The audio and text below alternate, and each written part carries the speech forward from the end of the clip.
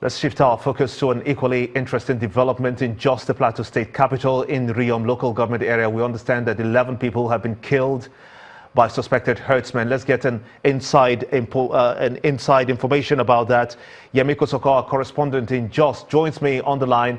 Yemi, what more can you tell us about this unfortunate incident? Well, right now, the security in the area has been dipped up. And of course, there is a deployment of security personnel to the place. They also have an area surveillance, which included a jet and the helicopter moving above the vicinity to trail the attackers. We also spoke with the SAF media officer who told us what security men are doing to make sure that the area is taken care of in terms of foot patrol and as well as vehicular patrol.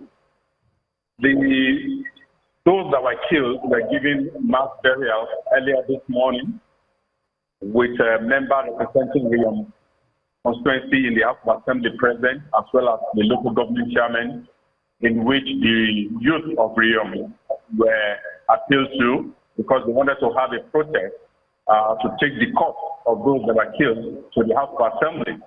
But the intervention of the local government chairman, as well as the member representing Riom, prevailed on the youth to remain calm so that they can give those that are dead a befitting burial. So far, the area is calm, and there are operations going on in some of the villages, adjoining villages, where they suspect that those that perpetrate that heinous crime might be hiding. Those who perpetrated that crime, as you said, do we have a definitive information from the security forces on who they are? The security agents could not really pinpoint who they are.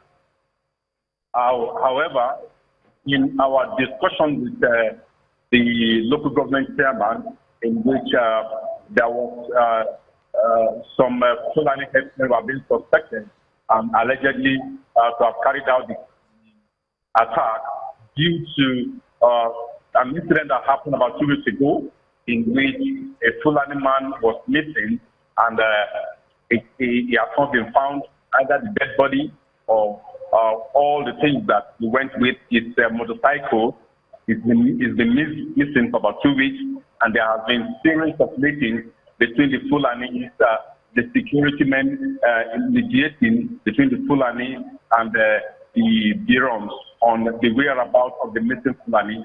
And of course, there has been apprehension concerning the missing Fulani, which of course might have led to a reprisal of what happened yesterday in the evening. Because this is assuming a rather disturbing dimension also, because we know that in Benue State they have started an anti-open grazing law in effect in that state. What is the Plateau State government doing? So far, there has not been any official statement from the Plateau State government concerning the ban on the open grazing in Plateau State. There has been some pillars from government circles that the government might not be in a hurry to either put the law in place on the plateau. There are agitations here and there. You will recall that a few weeks ago, there was a youth body calling for the enactment of a law in the state concerning open grazing, the ban on open grazing in Plateau. There was an agitation some time ago against open grazing as well as games reserve for headers. Yemi Kosoko, our correspondent in Jos, many thanks indeed for giving us an update on the happenings as regards the attacks by suspected herdsmen, but that's still unconfirmed. Many thanks indeed to you also for being a part of the show. Join us again tomorrow for a fresh package. I'm Gimba Umar, and this is State of the Nation.